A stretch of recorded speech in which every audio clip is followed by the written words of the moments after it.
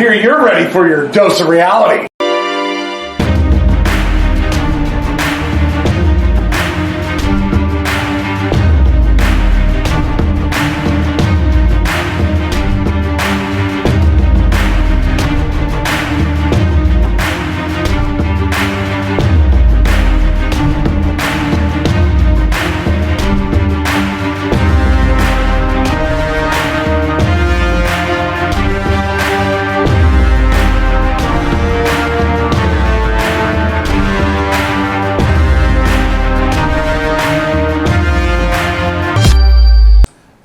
What's up, everybody? Welcome to another episode of the Dr. Quack podcast. I'm your host, Dr. Quack. And I'm the important one, Mr. Mayhem, and we're continuing on our Dear Independent Wrestling series with series number 9, building movesets, building moves, building matches, and why you do moves in what order you do them. That's right, and it's very important to know your moveset well because you want to be able to explain to the person you're working what works well with you and what does not. So first of all, we want to start with a little bit of a correction.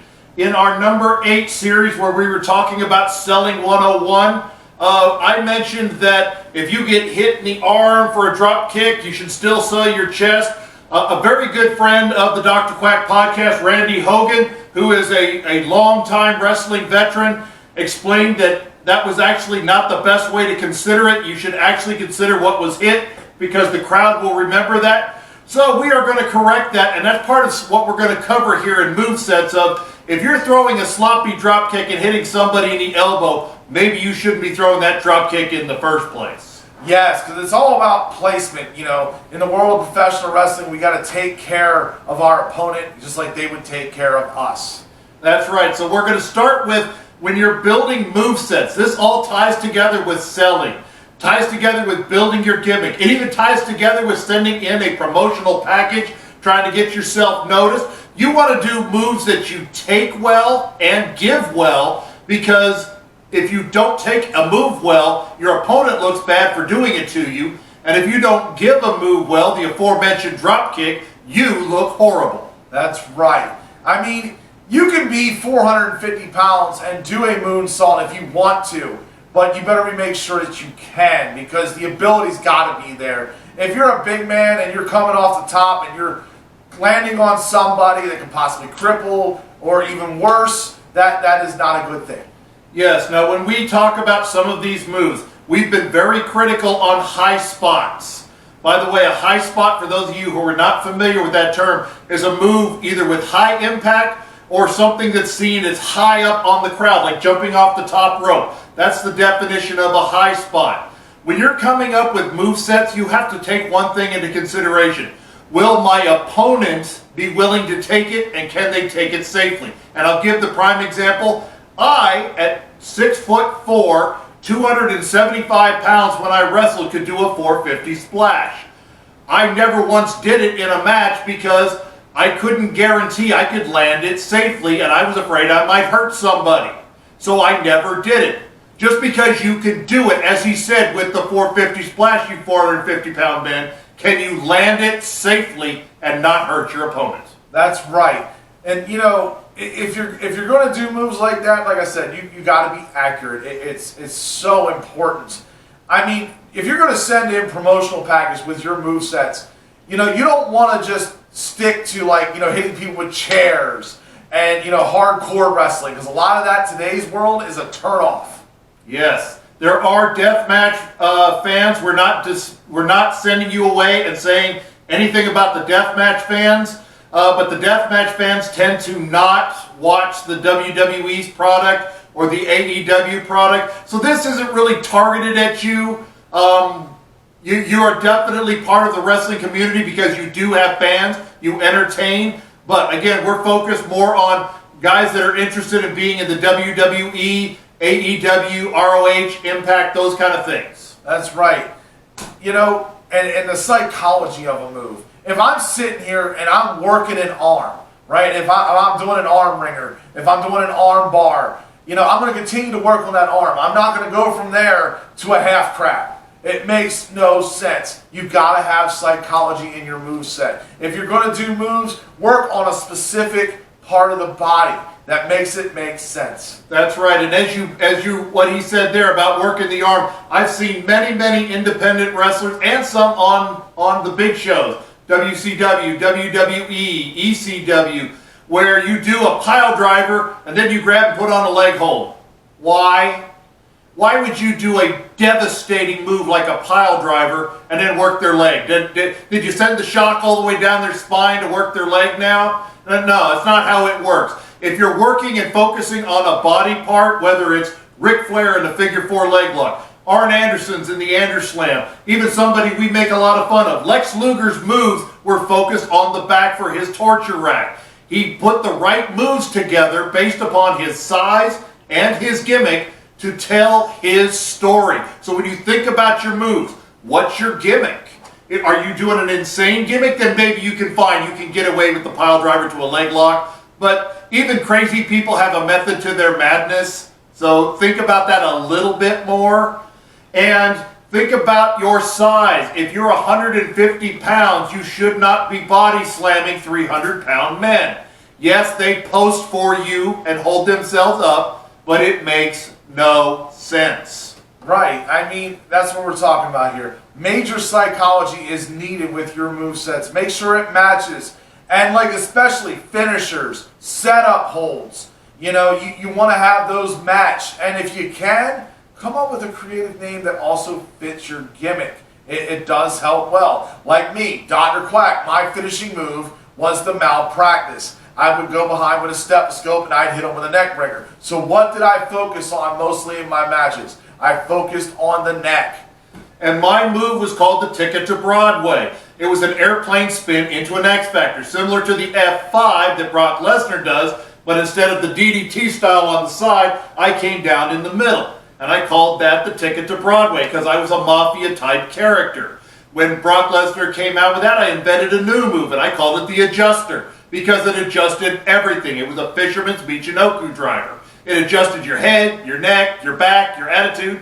But both times, I focused on the neck and on the upper body, the upper shoulders. And a big thing I've noticed, rest spots. Look, you don't have to have that rear chin lock there for 5 minutes. Usually if that happens very early in a match, that means somebody's cardio is really bad. Yes. Or there's a major injury. Yes, and if it's a major injury, you should take it home in the first place because you don't want to hurt your opponent anymore. That's right. So now we're going to talk about the order of moves and why that matters. As we did the aforementioned, if your first 3 moves in your match is a pile driver, you've got a problem. You need to build up. You don't stomp on the gas to spin the tires to putt 25 miles down the road at 25 miles an hour. You want to slowly build up your moves. Each move should build on the other as you're making your moves go higher and higher up the impact ladder. Yeah, Bubba Ray Dudley explained this correctly in my opinion. Look, you can't go straight for the orgasm here. You have to build up. You have to have foreplay in there. You know, just like with the moves, it's the same thing. You know, if I'm working the neck, I'm doing a snap mare, or I'm doing possibly a camel clutch, or I'm doing other things like a neck vice, you know, that's working that neck. I'm not going for, like I said, a half Boston crab. That's right. So as you think about your move sets and your gimmick and your selling, you want to figure out how you bring yourself from point A to point F, which is the finisher. So what are B, C, D, and E? That should be your opening moves. Your chain wrestling is a good example of level B. Opening moves, side headlocks, maybe body slam here and there as you're trying to build. Maybe you're building a story of the two of you are good wrestlers who out wrestles the other. So think about that. This match B or set B should be your low impact moves, kind of the starting to build what the story of the match is going to be. Most people call this the 5 moves of doom. That is what you hear a lot with John Cena and Bret Hart. Bret Hart, you know a Russian leg sweep's coming. You know an elbow's coming. You know that a pile driver's probably coming, and he's going to eventually hit a sharpshooter. John Cena, same thing, 5-knuckle shuffle. You know, his pretty much back suplex right there. It's all setups for the main finish there. That's just what you have, 5 moves of doom. It does happen like that, and that's what you should do. But you don't want to always be predictable. Exactly, and that's a good point. What he talked about was set D and E of a match where you're starting to bring out your signature moves. You start to bring the crescendo of the crowd. And those 5 moves of doom is okay to do that. And there's nothing wrong with having a 5 moves of doom. Bret Hart, John Cena, 2 guys who are most known for it, they would add things into it like, okay, somebody knows it's coming. They stop me and I get back to it later. There's nothing wrong with doing that. But as the doctor said, your match should not be a cookie cutter. You should have more than 1 or 2 cookie cutters in your drawer. You should have a knife. You should have a spoon. You should have a fork. You should have a butter dish. You should have all these different ways to get to story from A, the open, to F, the finish. Those light moves, your medium impact moves. This is where you usually are building your heat. This is where the heel is doing most of the work, trying to get the crowd ready for the top of the roller coaster before you go down into the finish, the big excitement. So, as he said, think about how you do that. Heels, you're doing most of the work, most matches. So you have to think about opening moves, how you give your face an opening move, how you build up your heat. What are your big moves of doom? What are your opponent's big moves of doom? What's your finisher? What's his finisher? How you can tease those. And teasing them doesn't mean hitting it 16 times and the 16th one is the finish. But what happens if you go to a brand new show and someone uses your finisher? If you're new to the show, you are not there first. The other person has the finisher. You should be able to come up with something else.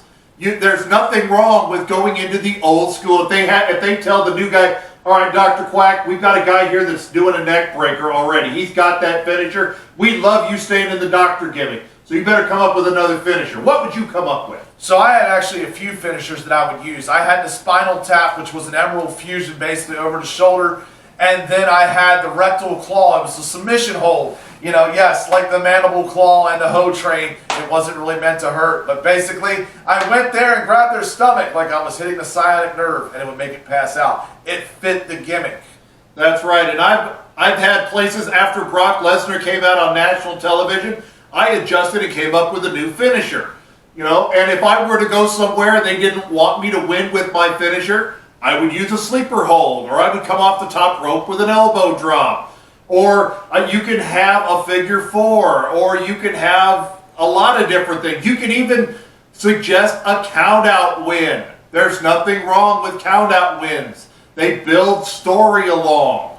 So be cognizant of having more than one moveset. You should have 10 or 12 different movesets in your back pocket, because there might be a time you show up at WWE and they say, no, Mr. Mayhem, you can't come out there in a shirt and a tie. You're coming out there just in tights. See? I mean, and here's another thing, too.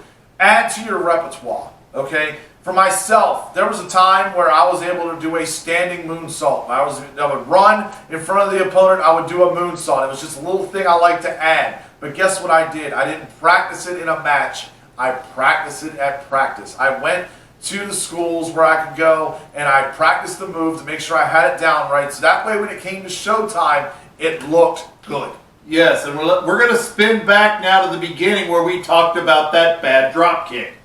If you don't have a place to work out, if you don't have a training center available to you anymore, after we finished training with Necro Butcher unfortunately had to close his school, and we lived an hour and a half from the closest place to have a wrestling school. We didn't always have time. Part of why you show up early and help set up the ring is you can get in there and practice that move. If you want to throw a drop kick, you can work with your opponent, figure it out, practice on it some more, or you can find out what your opponent can or cannot take. You find out, you know, you're working somebody, again, I'm 6'4", he's 5'8", 5'9". If I'm going to throw a drop kick, am I worried about, am I going to drop kick over the top of his head? So you can practice those kind of things by showing up early. Keep working on your movesets. Just because you have it down now doesn't mean you still have it down 6 months from now. Yeah, and there's probably a lot of feds out there. If you can't find one, I'm sure they will be able to help you find a place to train. You may have to pay. Thank you, by the way, Capital Texas Power Wrestling. They were at Austin, and that was where we had to travel to. And for 3 years, that's where I worked out of before I moved out of Texas. And I learned a lot through there, working up there 3-4 times a week. It's something you have to continuously do. You have to perfect your craft. That's right. And we also want to thank New Moon Rising Wrestling in New Jersey. After I moved out to Maryland, and he was living in, you were living in Maryland as well, we drove to New Jersey. And so, Jake Bishop, thank you for allowing us to use New Moon Rising's proving grounds and training. We were still, at 15, 20 years in the business, we still were working out, training, working, and perfecting our moveset. If we can do it, you can definitely consider working on your moves, even if you don't have a place to go. If it's a miracle, 4 hours closest place, understandable. You should still show up early so you can work out in the ring before the show. That's right, folks. Well, I think that's about our show today. I think we covered it very, very well. But movesets, what we talked about, the thing about this is a broad topic. We could talk about this for a week and still not cover it all. So we want you to leave suggestions in there of movesets you've worked on, movesets you've created, movesets that work, don't work, or suggestions for, hey, if you're a 140-pound guy, maybe this idea would work. I can't do it, I'm too big.